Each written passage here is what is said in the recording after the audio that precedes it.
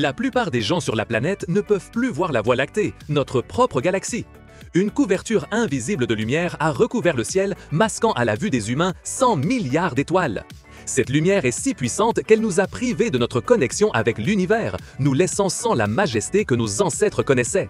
Mais comment une simple lumière artificielle peut être assez forte pour cacher une galaxie entière?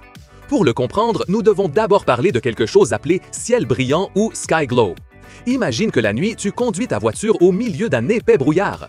Les phares de ta voiture brillent, mais au lieu de voir la route clairement, la lumière se disperse et devient une tache floue qui t'empêche de voir loin. Eh bien, la même chose se produit avec la lumière que les villes envoient vers le ciel. Cette lumière, au lieu de descendre seulement pour éclairer les rues, monte et rencontre les petites particules de poussière et d'eau présentes dans l'air. Quand la lumière heurte ces particules, elle dévie dans toutes les directions comme si c'était des millions de petites balles rebondissant sans contrôle. Cet effet fait que le ciel nocturne s'illumine par le bas, créant une sorte de dôme de lumière au-dessus des villes.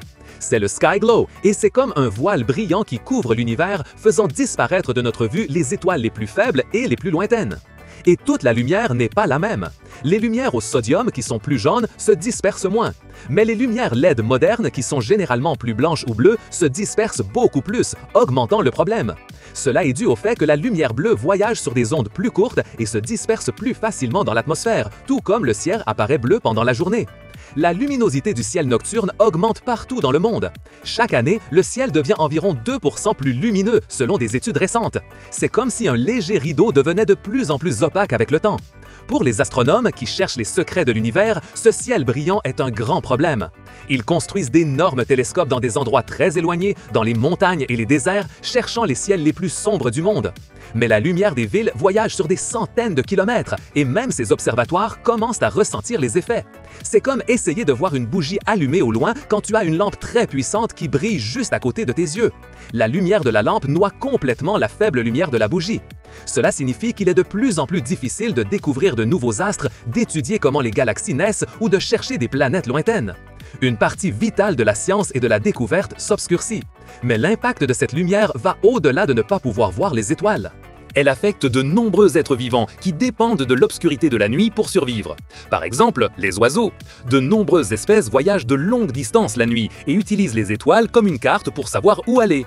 Mais la lumière des villes les confond, les désoriente et les fait se perdre ou percuter des bâtiments. Il y a aussi le cas des tortues marines.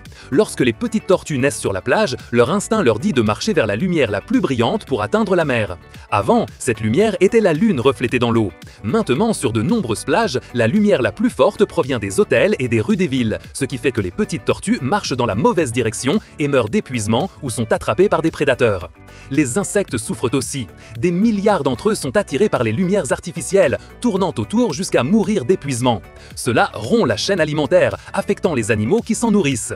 En pensant aux tortues ou aux oiseaux, penses-tu que le confort de la lumière nocturne pour nous justifie les dommages qu'elle cause à d'autres espèces?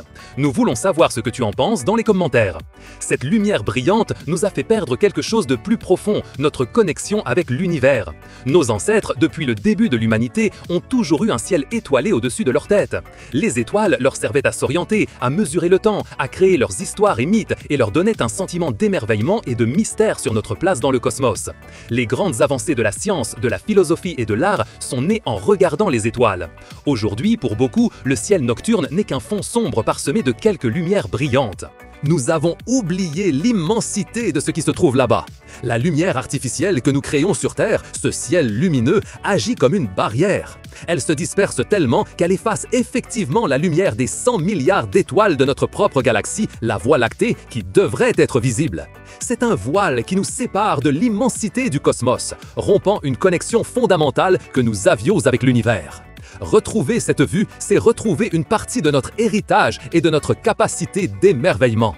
Heureusement, il existe des solutions simples, comme utiliser des lumières qui n'éclairent que vers le bas, réduire la quantité de lumière émise ou choisir des lumières avec moins de ton bleu. De petits changements peuvent nous rendre cette fenêtre perdue sur l'univers. Si cette histoire t'a fasciné et t'a fait regarder le ciel d'une autre manière, abonne-toi à Explorando pour plus de voyages à travers la connaissance. Laisse-nous un j'aime et partage cette vidéo pour que plus de gens découvrent la lumière qui nous a caché le cosmos.